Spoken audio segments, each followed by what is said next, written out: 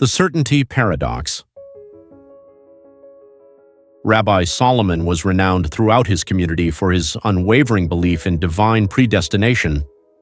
For 30 years, he had preached that every action, every decision, every moment of human existence was predetermined by God's infinite wisdom. Free will is but an illusion, he would declare from his pulpit. We merely play the roles assigned to us in God's grand design. His congregation found comfort in this doctrine. If everything was predetermined, then one need not worry about making the wrong choices. All was as it should be. Rabbi Solomon's teachings absolved them of the burden of responsibility while giving meaning to their struggles.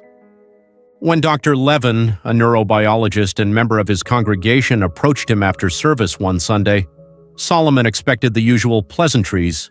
Instead, Dr. Levin said, "Rabbi, I've made a discovery I believe would interest you. My team has identified neurological patterns that seem to predict decisions before the subject is consciously aware of making them, sometimes by several minutes." Intrigued, Solomon visited Levin's laboratory the following week. The scientist showed him brain scans, data charts, and video recordings of experiments. "We can predict with 98.7% accuracy what choice a person will make before they believe they've decided," Levin explained.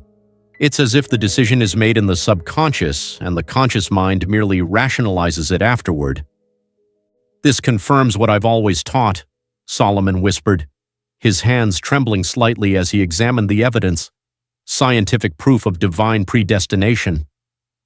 Dr. Levin shook his head. "I wouldn't go that far. Our findings suggest neurological determinism, not divine intervention, but it does challenge conventional notions of free will." For days, Solomon could think of nothing else. He studied Levin's papers, attended lectures on neuroscience, and spent sleepless nights reconciling this new evidence with his faith. The scientific findings seemed to validate his theological position, yet something troubled him deeply.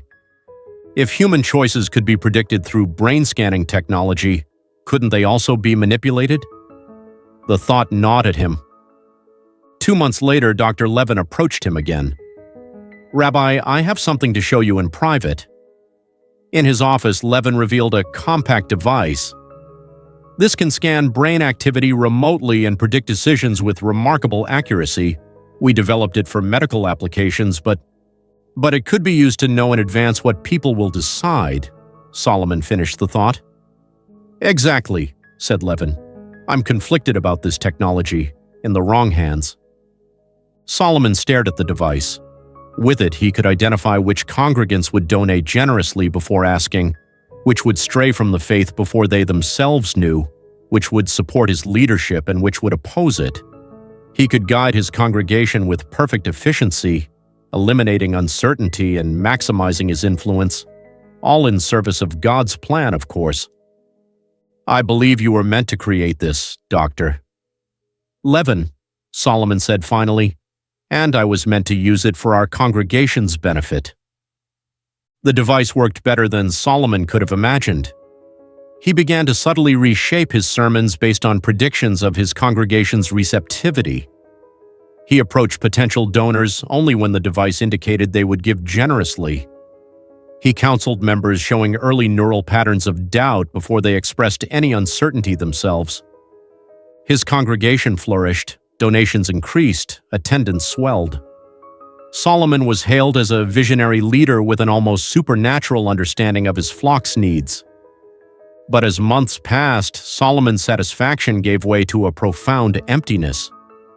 What meaning remained in his ministry if everything, including his own decision to use the device, was predetermined? If his congregants' spiritual journeys were merely neurological inevitabilities? One Sabbath morning, Solomon stood before his congregation, the device hidden in his pocket. He felt its weight as he began his sermon on free will and divine predestination. Midway through, he paused. "For 30 years, he said, his voice barely audible, "I have preached that our choices are predetermined. I believed this brought meaning to our lives." He took a deep breath. "I was wrong." Murmurs rippled through the congregation. True meaning comes not from certainty but from choice, from the struggle to choose wisely in the face of uncertainty. Whether our choices are predetermined by God, by neurons, or by something else entirely, we experience them as choices. That experience, that struggle, gives life its meaning. He removed the device from his pocket and placed it on the pulpit. I've been using this to predict your decisions, to manipulate outcomes. I believed I was fulfilling God's plan, but in doing so, I denied you the dignity of your own spiritual journey. The congregation sat in stunned silence. Today I choose uncertainty. I choose to treat your decisions, and mine, as meaningful acts regardless of their causes.